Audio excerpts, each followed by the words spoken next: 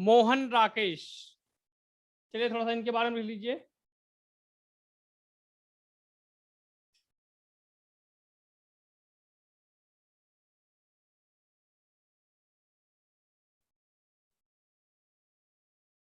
लिखिए, यह मुख्यतः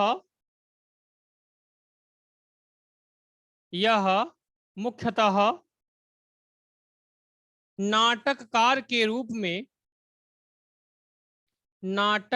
के रूप में प्रसिद्ध हैं।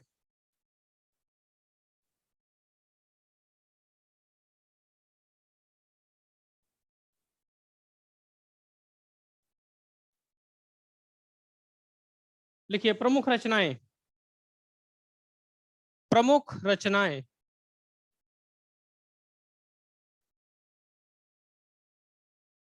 लहरों के राजहंस, इंपॉर्टेंट है, परीक्षा में पूछा जा चुका है ये। लहरों के राजहंस।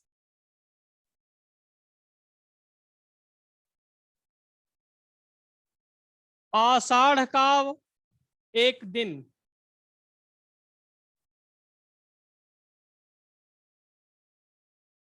आधे अधूरे। ना आने वाला कल। ना आने वाला कल।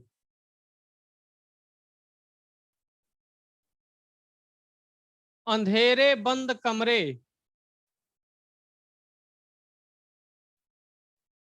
अंतराल।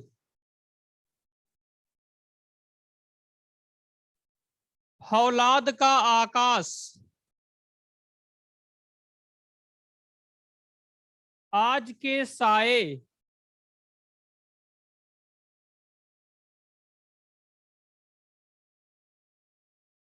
मलबे का मालिक। मलबे का मालिक। जहां मलबे का मालिक लिखे हैं उसी के आगे कोष्ठक में लिखिए भारत पाक विभाजन पर।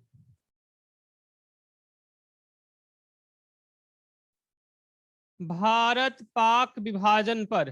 पाक का मतलब का? हाँ, तो प्रश्न आएगा यहां से, ये पूछा गया है यह नेट की परीक्षा में कि मोहन राकेश की कौन सी रचना भारत पाकिस्तान के विभाजन पर लिखी गई है। आगे, अयोध्या सिंह उपाध्याय हरिऔध। कोरोना नहीं है।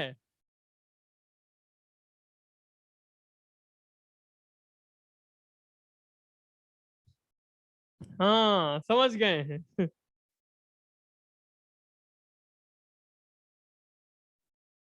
अयोध्या सिंह उपाध्याय हरिऔध। लिखे, हरिऔध जी। प्रतिष्ठा राय क्या कह रही हैं आप, कहां से बताने के लिए?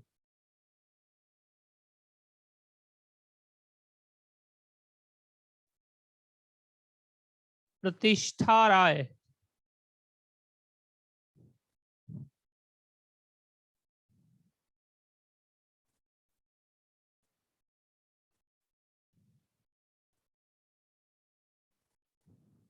लास्ट के दो तो हमने बताया था, एक वारिस, इन्हें बताए हैं, और दूसरा मलबे का मालिक। हाँ? आज के साए, वारिस भी इन्हीं की रचना है।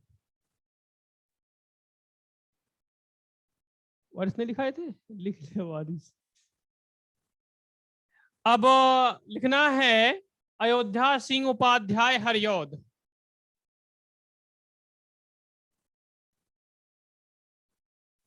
नए राइटर हैं अयोध्या सिंह उपाध्याय हरिऔध।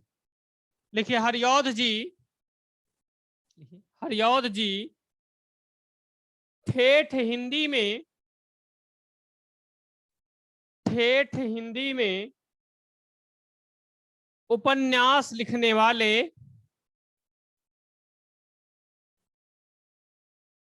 हरिऔध जी ठेठ हिंदी में उपन्यास लिखने वाले प्रथम लेखक हैं।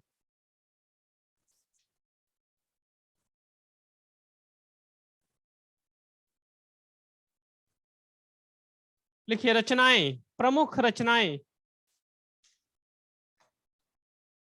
प्रमुख रचनाएं।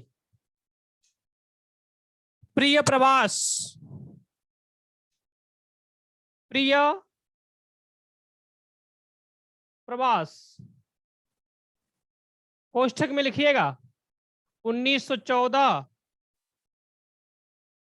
कोष्ठक बंद मत करिएगा, उसी में लिखिएगा खड़ी बोली में लिखा गया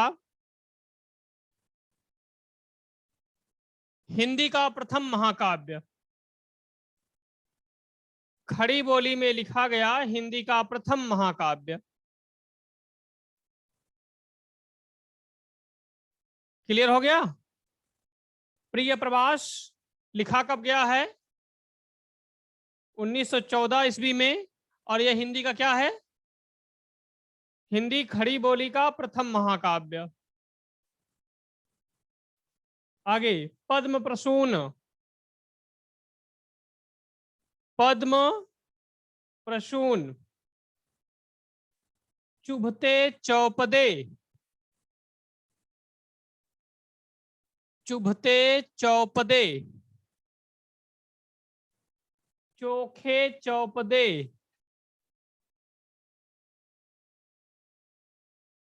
रस कलश,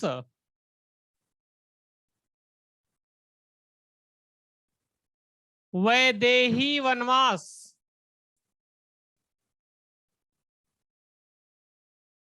वैदेही वनवास, ठेठ हिंदी का ठाठ, ठेठ हिंदी का ठाठ, अध खिला फूल,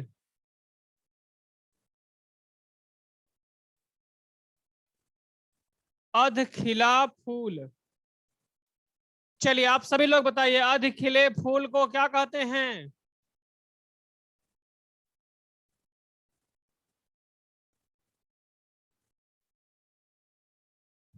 कली, कोढ़ी कह दे ऐसे बढ़िया। कच्ची कचनार। चलिए जान लीजिए, सबका उत्तर गलत है। हाँ, ये क्या नाम है, वर्तिका सिंह, इनका जवाब सही है मुकुल।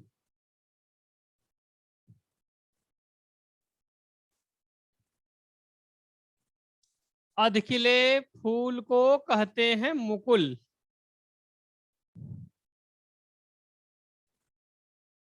चलिए अब आगे लिख दिए पंडित श्रीलाल शुक्ल, पंडित श्रीलाल शुक्ल।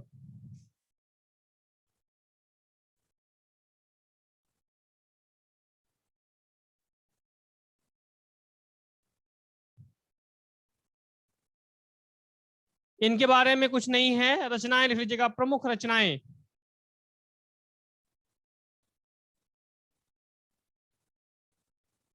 राग दरबारी, यह रचना टीटी की परीक्षा में पूछी जा चुकी है। राग दरबारी,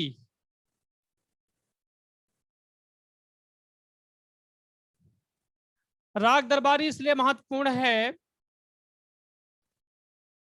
क्योंकि कुछ वर्षों पहले ये सिविल सर्विसेज की मुख्य परीक्षा में,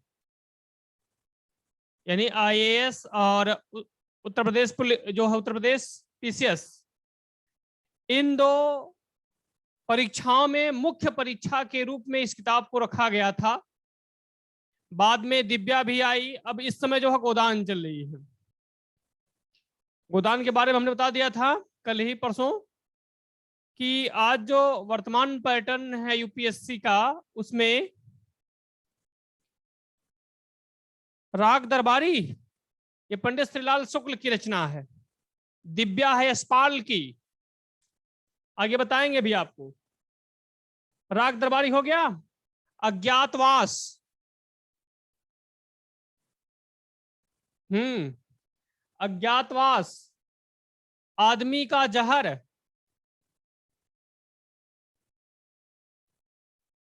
विश्रामपुर का संत,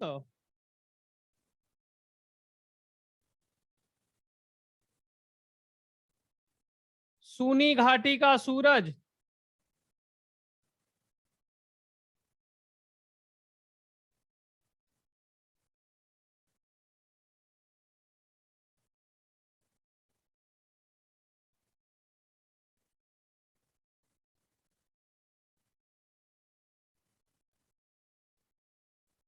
हो गया। अब अगले राइटर लिखिएगा रामधारी सिंह दिनकर।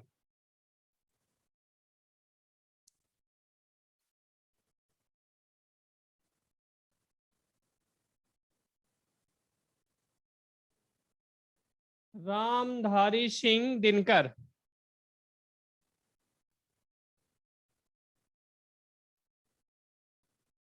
विश्रामपुर का संत, सूनी घाटी का सूरज पिछले वाले में था। प्रीति गुप्ता, सूनी घाटी का सूरज, ठीक है ना, हो गया। अब अगले राइटर हैं रामधारी सिंह दिनकर। रामधारी सिंह दिनकर लिखिए। दिनकर जी हमारी सांस्कृतिक एकता,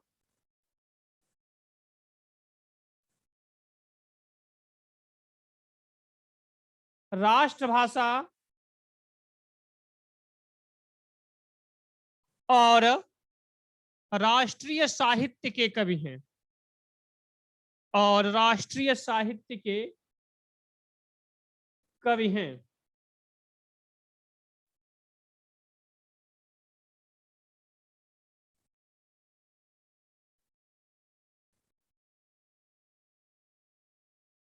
हो गया।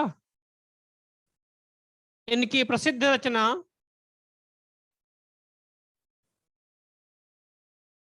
उर्वशी,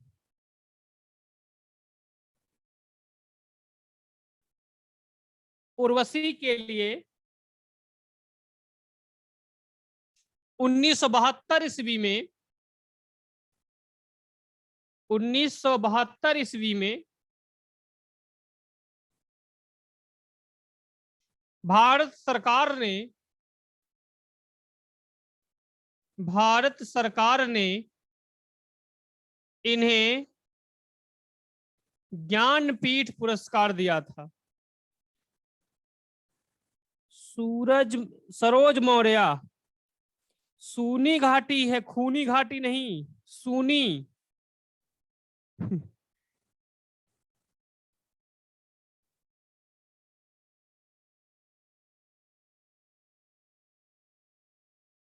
उन्नीस सौ बहत्तर ईस्वी में भारत सरकार ने इन्हें ज्ञानपीठ पुरस्कार, किस रचना पर? उर्वशी पर। लिखिएगा प्रमुख रचनाएं। बारदोली विजय, बारदोली विजय,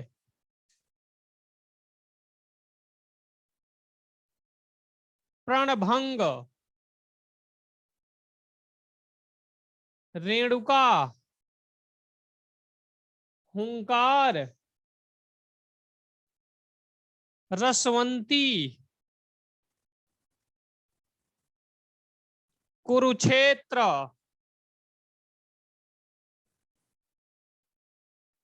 रसिम रथी,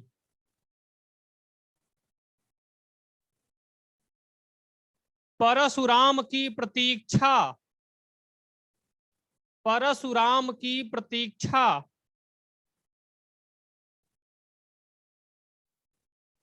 सीपी और शंख,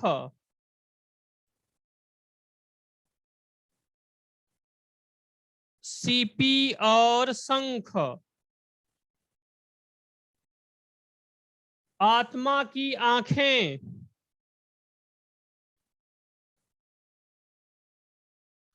संस्कृति के 4 अध्याय। काफी इंपॉर्टेंट रचना है ये, खूब पूछी जाती है ये। संस्कृति के 4 अध्याय। संस्कृति रहेगा, सभ्यता वाला। संस्कृति के 4 अध्याय। अर्धनारीश्वर, सामधेनी, हिमालय का संदेश,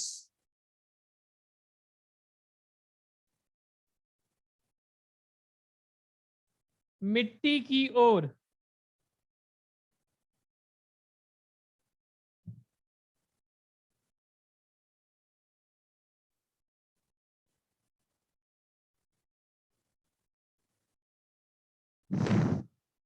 हो गया। चलिए अगले राइटर लिखिएगा, सच्चिदानंद हीरानंद वात्स्यायन ज्ञेय। लास्ट में लिखे हैं मिट्टी की ओर।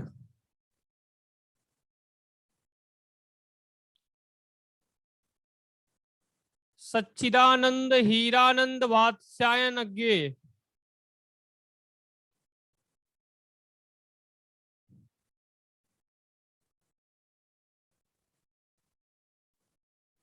सच्चिदानंद हीरानंद वात्स्यायन अज्ञेय।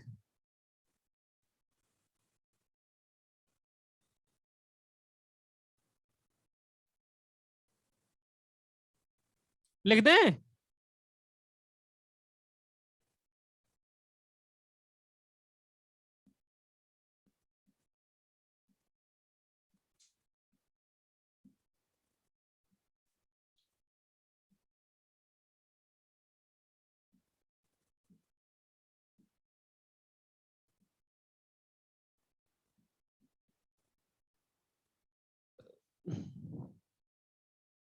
सच्चिदानंद हीरानंद वात्स्यायन अज्ञेय।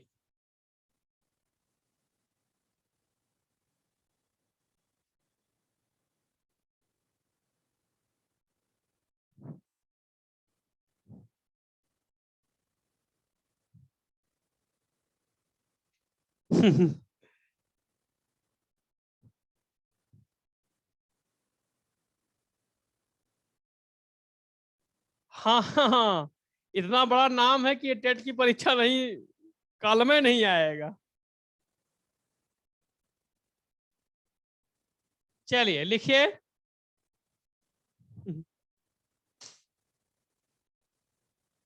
देखिए अज्ञेय जी को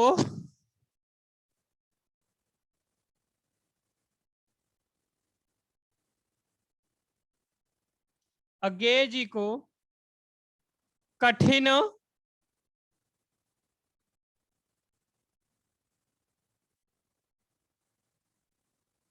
गद्य का प्रेत कहा जाता है।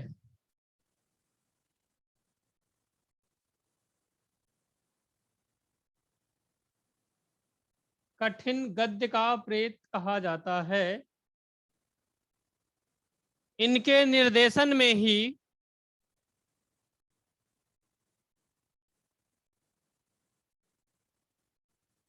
इनके निर्देशन में ही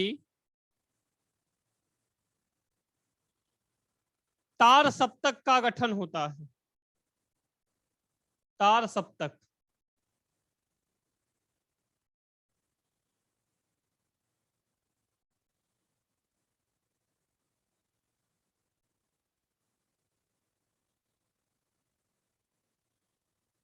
हो गया।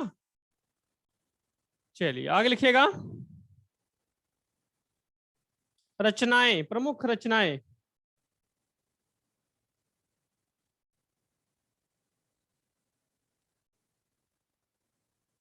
भग्नदूत। तार सप्तक देखिए क्या हुआ था, यह प्रगतिवादी, थोड़ा सा जान लीजिएगा तार सप्तक क्या है।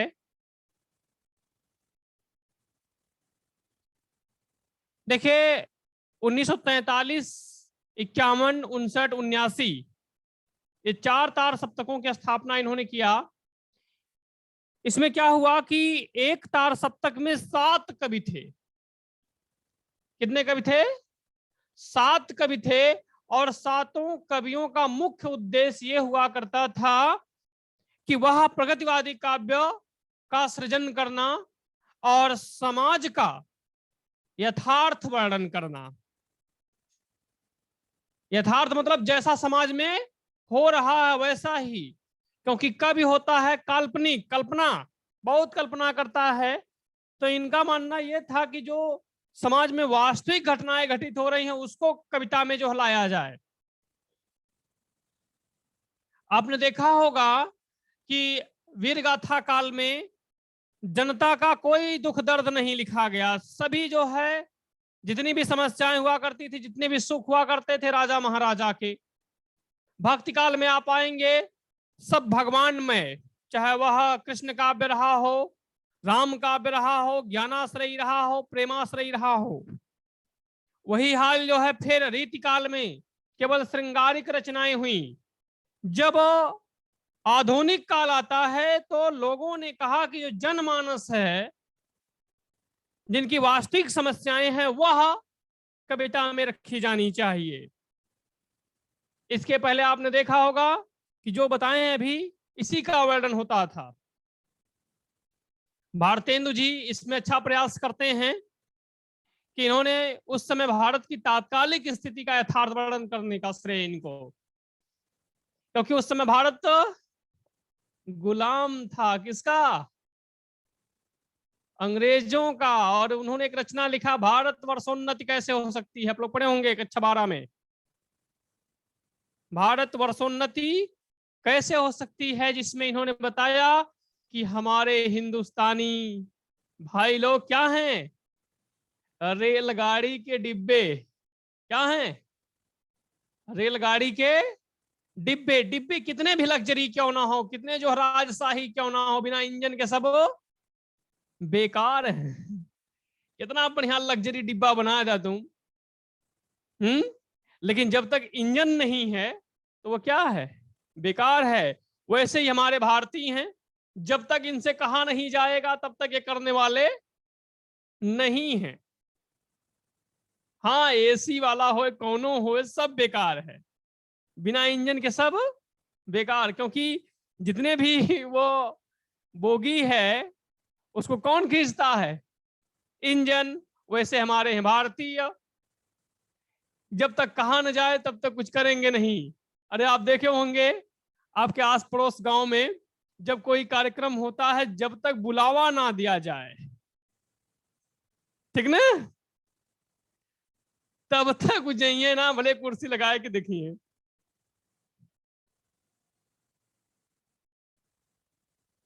चलिए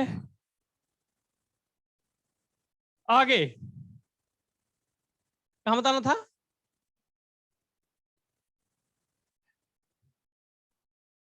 लिखिए, क्या बताए थे? भग्नदूत।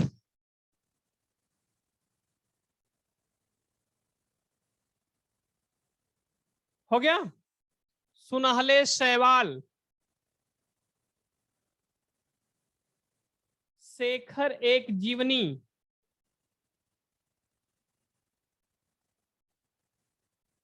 नदी के द्वीप।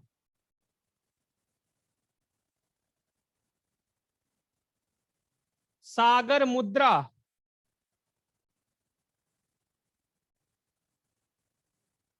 महावृक्ष के नीचे।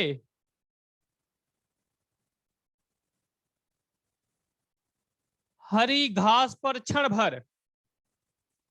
हरी घास पर क्षण भर। बावरा अहेरी। बावरा अहेरी।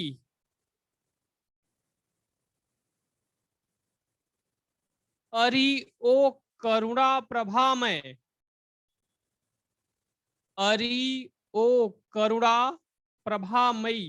प्रभामय। अरि ओ करुणा प्रभामय।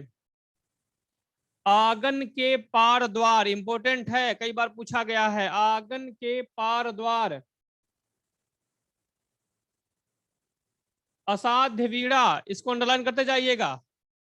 असाध्य वीणा,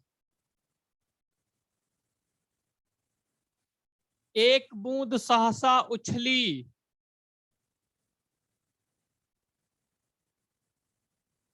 एक बूंद सहसा उछली, अरे यायावर याद रहेगा। ये सब इंपॉर्टेंट रचनाएं हैं इनकी। अरे यायावर याद रहेगा, बहता निर्मल, इत्यलम, इत्यलम कई बार पूछा गया है। इत्यलम, संधि विच्छेद क्या होगा इत्यलम का?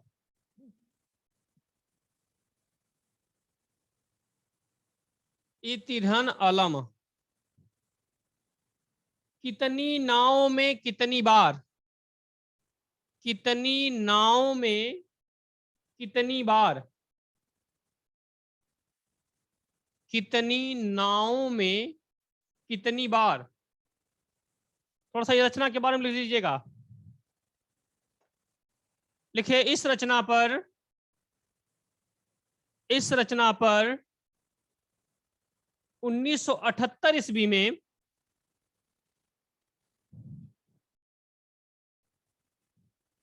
1978 ईस्वी में भारत सरकार ने इन्हें,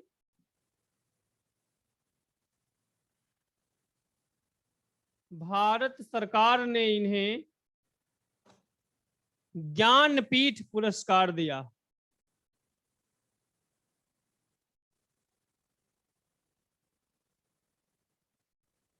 ज्ञानपीठ पुरस्कार। तो आगे की किस रचना पर, कितनी नाव में कितनी बार, कब? 78 में, 1978 ईस्वी में इनको ज्ञानपीठ मिला था।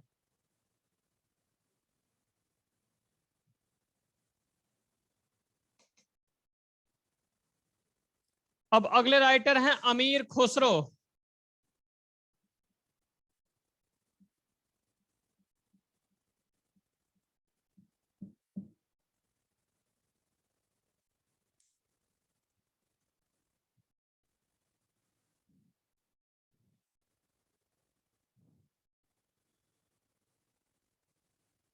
बहता निर्मल, शिखा सिंह, बहता निर्मल।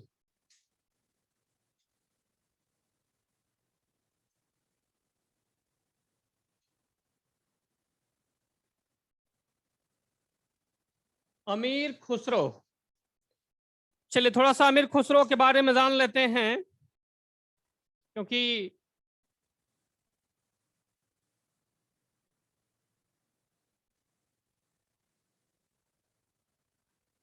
सबसे पहले हिंदी के, सबसे पहले हिंदी का ज्ञानपीठ पुरस्कार मिला था यशयन पंत को। यशयन पंत, सुमित्रानंदन पंत। रचना उनकी थी चिदम्बरा। ज्ञानपीठ पुरस्कार था चौथा।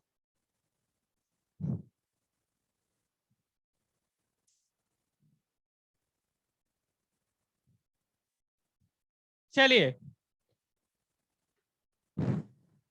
वीडियो स्पष्ट है ना? आवाज हमारी जा रही है?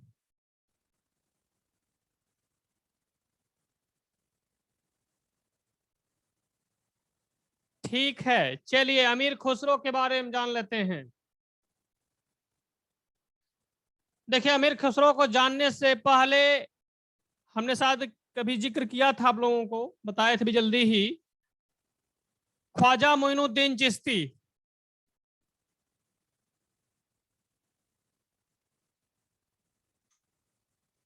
ख्वाजा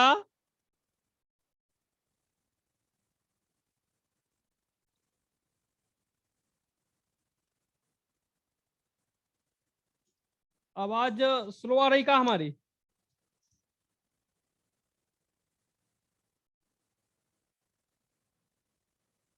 आवाज स्लो आ रही है? हमको तो नहीं लगता कि हमारी आवाज स्लो है। हाँ, हम तो बिना माइक के ही पढ़ाते हैं, देखे तो हैं आप लोग सभी लोग। चलिए, बता रहे थे अमीर खुसरो को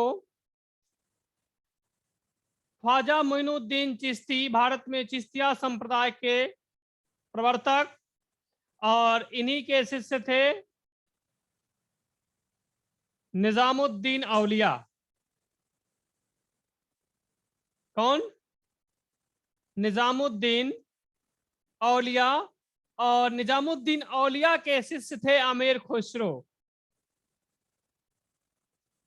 किसके? ख्वाजा मोइनुद्दीन चिश्ती के शिष्य निजामुद्दीन औलिया, और निजामुद्दीन औलिया के शिष्य अमीर खुसरो। जब निजामुद्दीन औलिया की मृत्यु हुई तो उस समय यह खुसरो जी जो दिल्ली में नहीं थे, तब अपने गुरु निजामुद्दीन औलिया के लिए इन्होंने एक श्लोक लिखा, एक पंक्ति लिखा। कौन सी पंक्ति थी वह? गोरी सोवे सेज पर, मुख पर डाले केस, चल खुसरो घर आपनो, रैन भई चहुदेश। किसकी मृत्यु पर? निजामुद्दीन औलिया के मृत्यु पर अमीर खुसरो ने यह पंक्ति लिखी थी। गोरी सोवे सेज पर, मुख पर डाले केस, चल खुसरो घर आपनो, रैन भई चहु देश। अब थोड़ा सा अमीर खुसरो के बारे में जानते हैं। अमीर खुसरो हिंदी में खड़ी बोली के प्रथम कवि हैं। हिंदी खड़ी बोली के प्रथम कवि अमीर खुसरो। अमीर खुसरो पहेली और मुकरियों के लिए प्रसिद्ध हैं। पहेली और मुकरियों के लिए प्रसिद्ध हैं।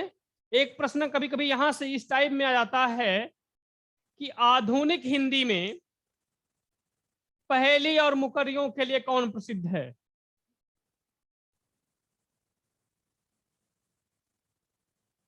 आधुनिक हिंदी में पहेली और मुकरियों के लिए कौन प्रसिद्ध है? उत्तर होगा भारतेंदु हरिश्चंद्र। ठीक ना? चलिए, अब इनके नाम को लेकर के, मुकरी क्या है? कहानी बुझनी।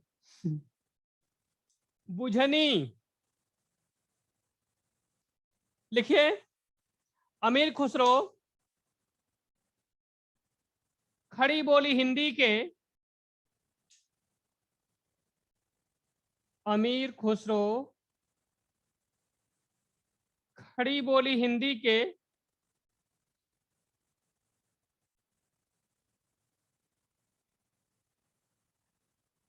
प्रथम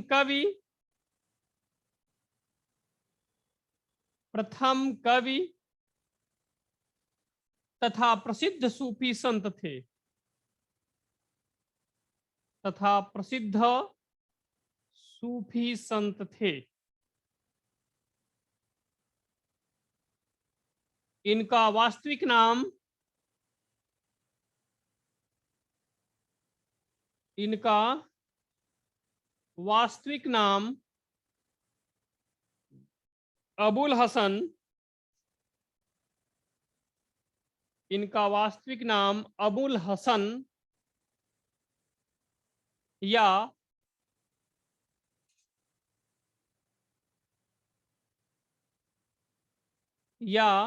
मुइनुद्दीन, मुइनुद्दीन लिख दें।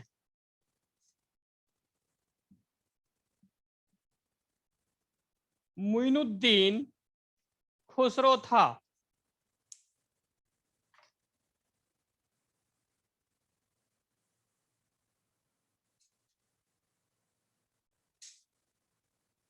इन्हें हिंदुस्तान की तूती,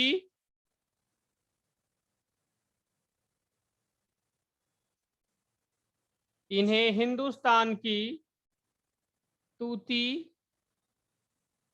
हिंदुस्तान का तोता, हिंदुस्तान की तूती, हिंदुस्तान का तोता, या तूतिए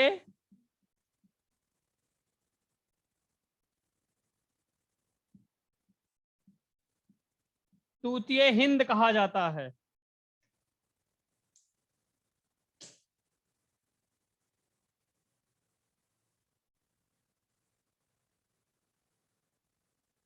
खुसरो पहेली और मुकरियों के लिए प्रसिद्ध थे।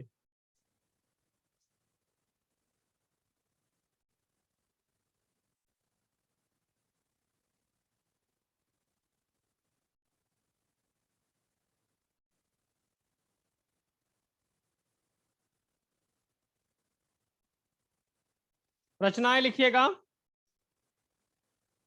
खालिक बारी,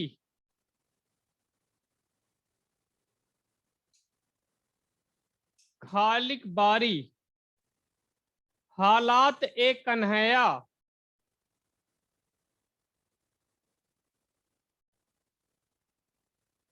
हालात ए कन्हैया, नजरान ए हिंदी,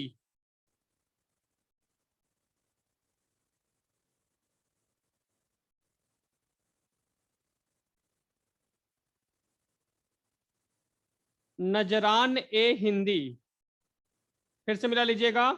खालिक बारी, हालात ए कन्हैया, नजरान ए हिंदी। अब अगले राइटर का नाम लिखिएगा माखन लाल चतुर्वेदी, माखन लाल चतुर्वेदी।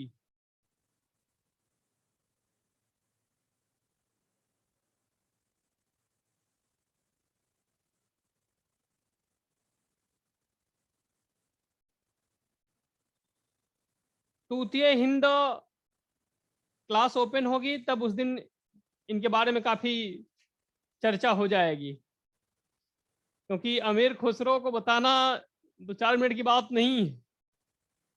इनके लिए पूरा एक लेक्चर देंगे, परेशान मत होइए।